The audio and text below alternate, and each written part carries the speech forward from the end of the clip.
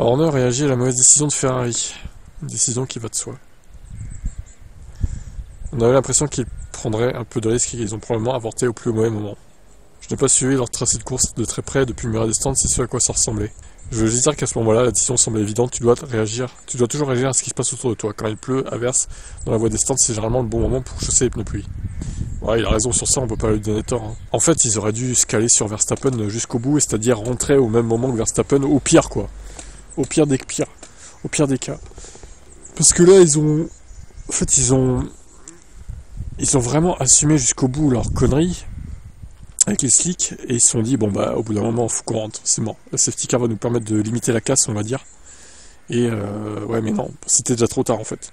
Alors je me dis est-ce qu'il aurait pas fallu laisser quand même une voiture en slick quitte à ce qui galère à la reprise. Ouais non, je me dis que quand même la piste est quand même humide à fond.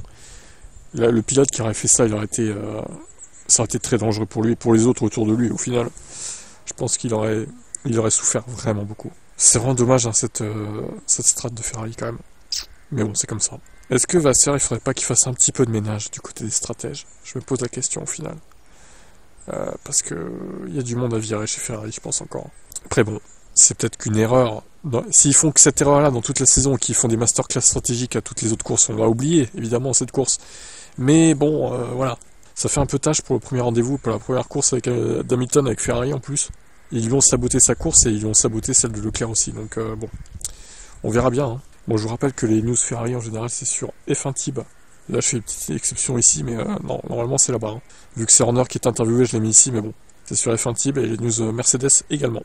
Allez, ciao.